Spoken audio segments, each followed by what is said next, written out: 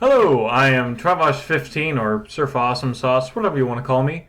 And today I will be reading you another fan fiction because it is in fact Friday, and that means it's Fan Fiction Friday.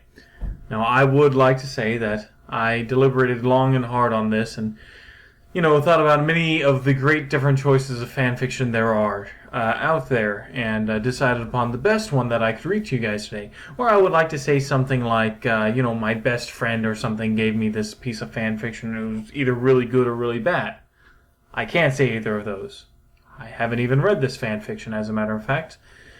No, actually what I did is I went onto fanfiction.net and used a random number generator until I completely randomly picked out a fanfiction.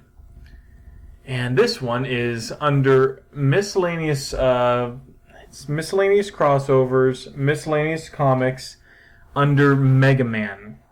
So it's a Mega Man crossover, and it's from one of the Mega Man comics. Now, I'm going to go ahead and say I've never read a Mega Man comic, because as a matter of fact, I never really got too much into the games either. Not to say they're bad games. Quite the opposite. They were quite fun. I just never got around to playing them. But, so I don't know anything about this stuff. So I'm just gonna get on with reading this 1,225 word fanfic called Real World Blues.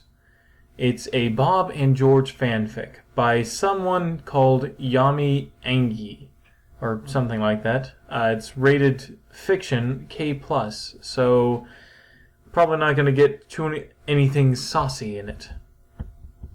It was published July 22nd, 2009. That's a bit ago. And without further ado, let's get started. Real World Blues, a Bob and George fanfic. George was on his way to class. It was a normal day, and he was optimistic about going to tech, and tried not to let the traffic get to him. Goodness, this drive is boring, George thought. It was if the world had stopped. George stared out the window to his right and saw that the cars that should have been doing 70 in the eastbound lane looked as if they had been put in park. The birds hung stationary in the air, and all other kinds of trademark stuff that happens when time slows or stops. What in the world happened? George gasped. Everything just doesn't stop. Well, it wasn't supposed to, and if it did, then you probably wouldn't notice. But the world did stop, and George was unaffected. He also had no clue as to how this could have happened. George did know a lot of superpowered people, but none of them could do anything like this. What in the world am I doing? What in the world am I going to do? I have to go to college, George thought.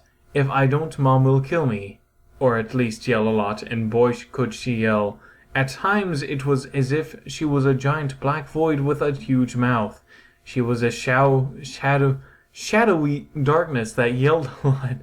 Odds are she was also frozen, but George didn't think he'd be that lucky. He let out a moan and let his head bang into a steering wheel. Had time been working, the force of the impact would have caused two airbag to deploy accidentally, but needless to say, under the current conditions, that and the horn going off didn't happen. It was then in the middle of the throbbing George realized he is probably totally alone. He would never go to tech and meet Nate, see his family again, or Tom the guy he really hated from McBoogers. Now, George doesn't take isolation too well. One time when he was 10, Bob locked him in the closet for 12 hours. He had stared to babble about blood-flavored ice cream and had stated to pull of a very convincing Golem impression. Currently, he was only as far as breaking down into tears. He would have gone farther into insanity, but he glimpsed the Mr. Softy truck up behind him in the rearview mirror. Ice cream! George bolted from his car to the truck in a flash. Vaulting through the service window on the side, he snatched up a cone and pulled down the lever for the soft-serve vanilla. Nothing happened. What, gravity only works for me? He cried to the immobile ice cream man. Maybe he has some of those sandwich ones in the freezer. If he didn't at this point, George would have settled for lick and dip. The blonde-haired boy opened the freezer and was greeted with a cold gust of air. The ice pops were still okay. A kind act by whatever force had halted time and forgotten to halt him too. For the moment, George was content, sucking on the firecracker popsicle.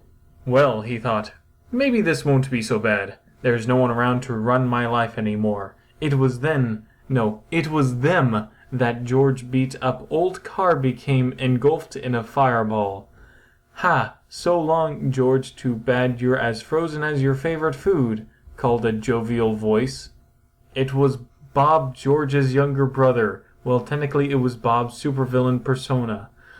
Most people knew him as Napalm, the destroyer of countries and civilizations who also likes to barbecue. Bob had the ability to manipulate fire, creating it out of nothing along with a flair for the dramatic. George looked out of the windshield of the tuck, and sure enough, there he was, floating about 20 feet above the ground, his hair ablaze and a second fireball in his hands. George swore out of all the people in the world Bob was unaffected. Maybe it was a fluke. Maybe there was something special about the two of them for some reason. George sighed at his brother, who was now laughing maniacally. There was only one way he could deal with Bob when he was Napalm. Napalm was engrossed in watching his older brother's junk heap of a car burn. Flaming cars was a lot more fun than his preferred target of misguided rage buildings.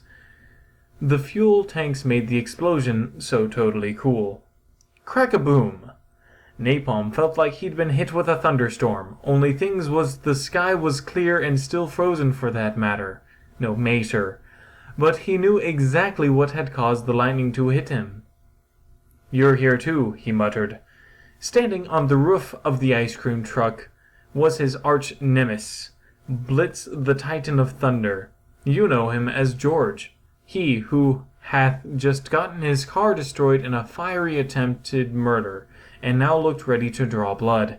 Blitz was standing there, electricity sparking about him.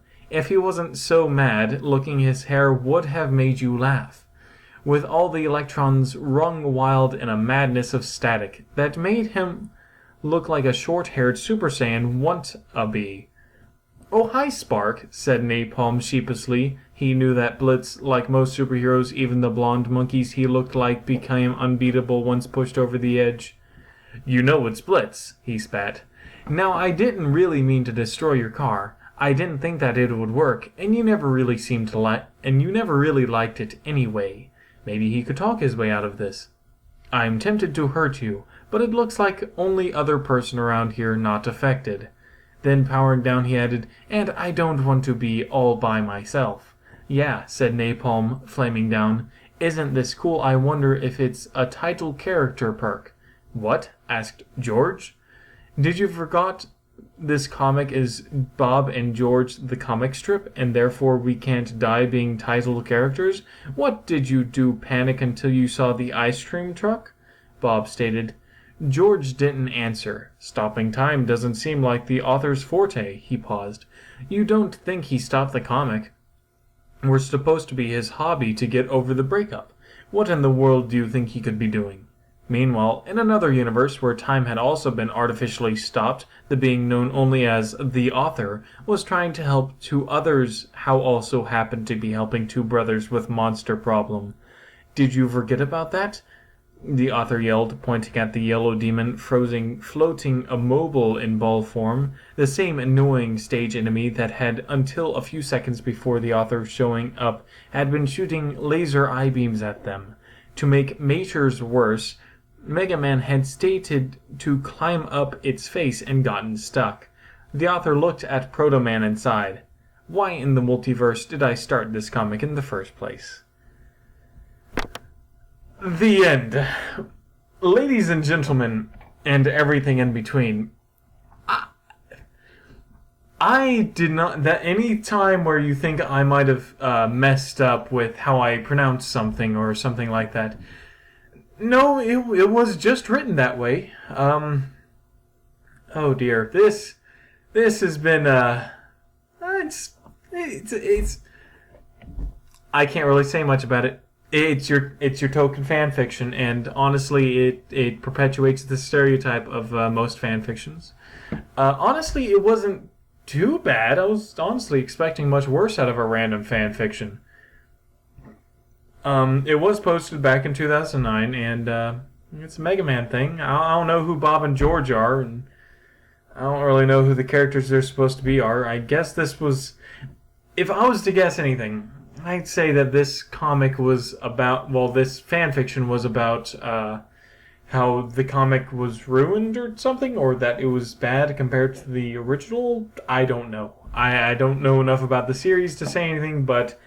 If you liked me, press like. If you didn't like me, press dislike. And if you want to see more of me, well, maybe click that subscribe button. Anyways, thanks for watching / listening, guys. And I hope you all have a wonderful day.